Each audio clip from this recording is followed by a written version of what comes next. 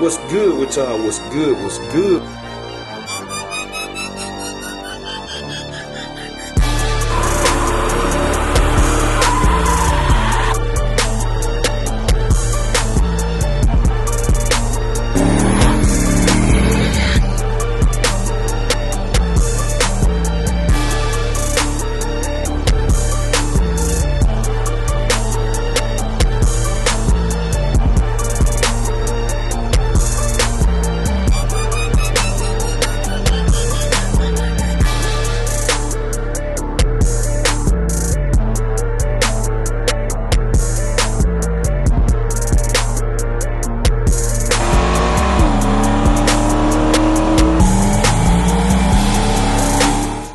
With y'all, what's good? What's good? We tuning in for another video.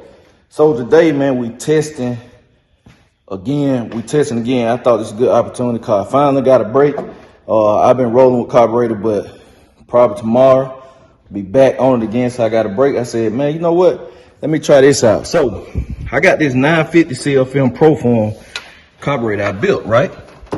And remember last time we tested a customer's carburetor. Which is, it looks like this, but it's actually a 1050. See, this is a true 950. So the last time we tested the customer's carburetor, which is over here, because he ain't came and picked it up yet, which is a 1050. Now this way too big. I did open it up. I think I spoke on it in a previous vlog, and I told y'all the carburetor was set up exactly like I figured it was. It's set up like a Dominator. And if you go back and look at that video, I road tested it. It was running super rich because it had so much jet in it, which is what Dominators do. They for big engines, big cubic inch engines, high rev engines, you know, that's what they for, wide open. So part throttle, they're not gonna run good. You ain't gonna get a Dominator that just run perfect part throttle. That's really not what they designed for. They designed for all out wide open, and that's how that was set up. All jet. But this one, I set it up. So I want to see the difference. Also in ET, how it turns up and how it handles on the road, where it runs in and stuff, and show y'all too. So I thought this would be some good data. So, I like to drop. But I had this thing out yesterday too. I ain't recording nothing. But let me show y'all what I got for sale in case you need something. So, I got this one for sale. This is a 750 CL Film double pumper, manual choke. It was originally didn't have a choke on it. I just added the choke last night. I said maybe somebody want a choke on it, so it's for sale for $430. And I ship these things if you need them. You just have to email me jmalcolm2004@gmail.com. Spelled just like my YouTube name, but jmalcolm2004@gmail if you need any one of these. And then, you know, you pay shipping too, which usually anywhere from $20 to $25 top. But I got this one for sale, $430, 750 double pump. I have this one for sale. I'm telling you, I've been going. That's why I ain't been recording. This is an 850 CL Film Demon double pumper, $520 for that.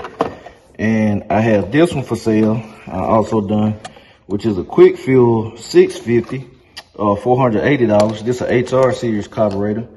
And then I have this 950, which 950, $580. But I'm also have two 600s coming this week. I got. That's why I said I'm getting back to it. I'm gonna have two 600s I be building. The highly Street Warrior carburetors and stuff. I'm gonna have two of them little polished carburetors. They're gonna be nice. I'm gonna have another 650 race style carburetor without the choke that looks like this. I'm gonna have two of them coming. I'm gonna have a 750 coming and a 650 coming that I'm gonna do. So if you need carburetors right now, the time to get with me, because I got all sizes. I got 600s where they're not done, but I got 650s, 750s. I had 4 750s, but they all got gone. That's all I got left. I got 850, which I don't keep nothing but one of the big sizes. And I got this 950. So if you need them, let me know. But now I had to change the mixture on this one because I originally tested it on wifey car and that car don't require a lot of fuel. That engine, I mean, of course, it's a smaller engine, so the fuel demand not as great. So I had to richen the mixture up on this one. But y'all check out how this thing start up. I'm finna pull Dolo out in a minute anyway. I'm waiting on wifey here so we can catch the outside for me. I ain't gonna pack the gas.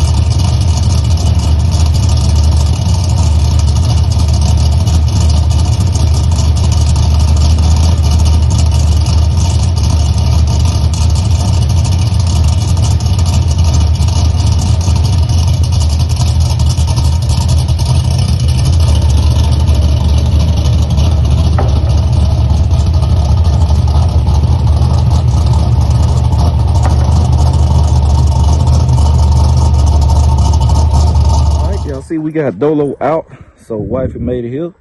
So now we finna go ahead and jump into the TNT, and we're gonna compare the results and see what it do, man. So I'm gonna record in car too, show y'all, you know, how the wideband looking and everything. So y'all stay tuned. All right, BCG fam, checking in. So we road testing. This thing run a whole lot lean. I need some clearance on the pump though. Thing I noticed, I can tighten the pump clearance on the primary just a hair, but the road part throttle way better than that other carburetor you can see. It ain't busting up and all this stuff. Low RPM throttle, clean on the acceleration. It's just like I said, it need a little more shot, pump shot on the primary, which is nothing. See, it's right there.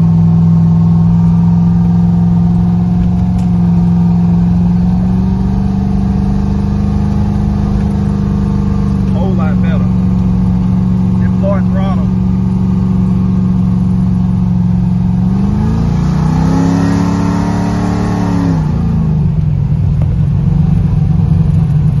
So we're gonna make the hit. I seen the wideband dropping everywhere, but we're gonna make the hit and see what's up.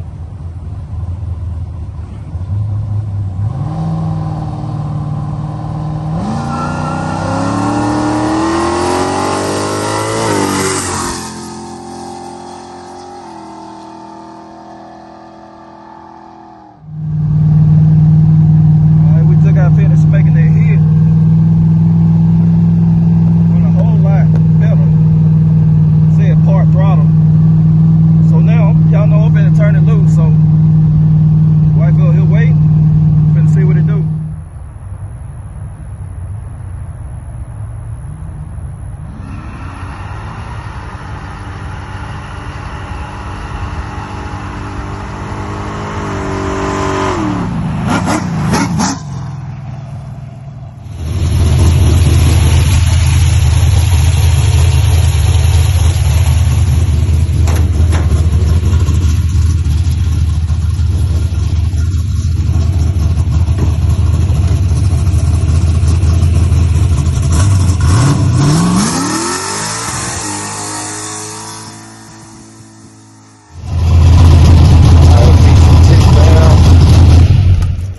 Just made it back. Good testing. So now we're gonna get out and compare the results and see what it do. But I'm gonna tell you, like, just glancing at the ticket and what the 60 foot is, I slick think this carburetor might be even better than it might be some surprising results even for myself. So I'm about to see what it do. Said get this thing off of here. I'm gonna take the carburetor off now though, and put my original 850 back on now. I done had the 850 off of. Set y'all right there, man. I got use two hands to open this hood. Going y'all there with. So we're gonna let it cool off and then get that thing off of there and put the original back on. But for now, we're gonna get to the results. All right, BCG fam. So it's quite a few days later. Y'all know the routine, man. I get tired up, get to doing other stuff. I be running and all of that. But definitely some interesting results, especially in comparison to the 1050, 4150 car versus the 850. So I'm out here now. I took the 950 off. I just took it off because I've been on the car about 2-3 days. And I put my 850 back on. I just got it on. I haven't even fired it yet. I'm gonna make a story, a reel, so I can see how it cold starts. It's been sitting about 2-3 days. So, but anywho, let's get into the results. So now what I'm about to show y'all, the first run, the only run I made with the 950 carburetor, so y'all can see how it did and see the time. So y'all check it out right now.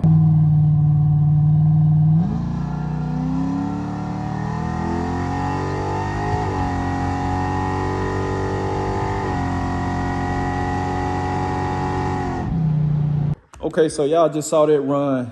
It went a 866 with a 237/60 foot, 88 miles per hour. So now I want to show y'all because it's very similar. It's very similar. So now we're gonna replay when I ran it with the 1050 carburetor, which is a customer's car, like I said, that I didn't build. I was just checking it out for them. They look the same, but the one I did with this carburetor. So now, if you missed that, I'm finna replay that run right now so y'all can see what it did. So check it out.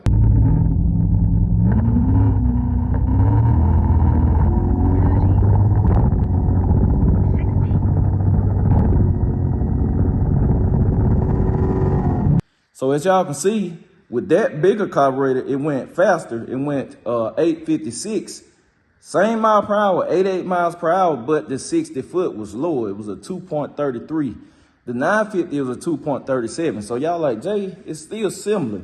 So in hindsight, the difference between those two runs was the temperature, which matters a lot, man. The temperature, it was hotter the day I ran with the 950 versus the 1050, 4150. It was hotter. If you go back, you can see on the screen the temperature stuff. So it was significantly hotter, I think like 10 degrees or 8 degrees or something like that.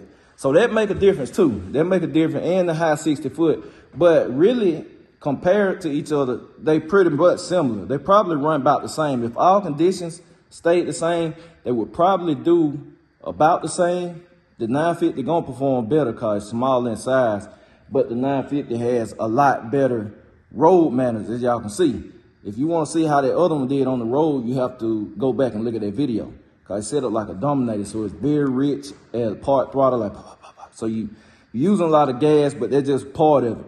Now let's roll a run that I ran with my 850, one of the mini runs. So y'all check that out now.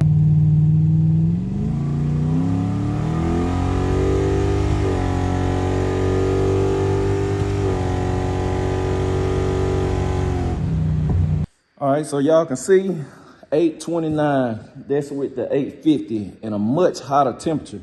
So, like I said, even though it had a lower 60 foot, even if you add 0.2 to the 60, it'll make it run a 859, which people say it is slower than the other ones.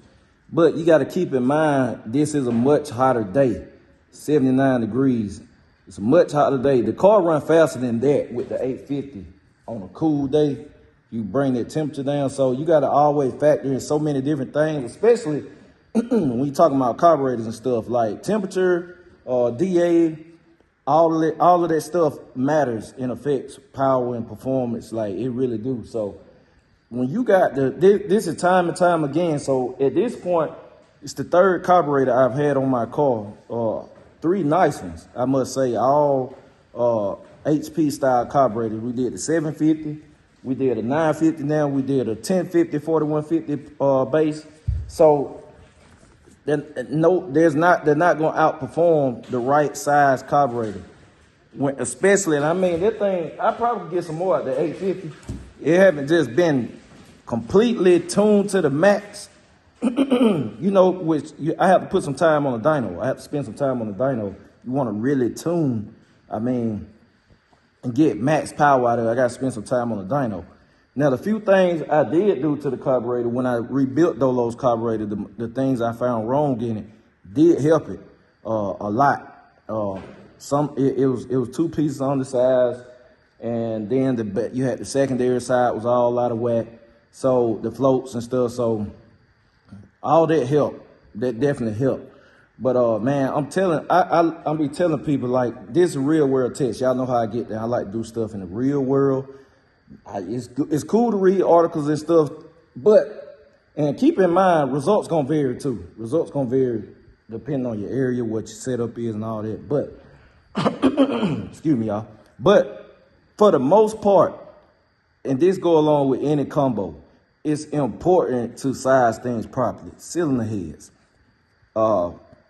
carburetor, man, everything needs to be down to the T of science.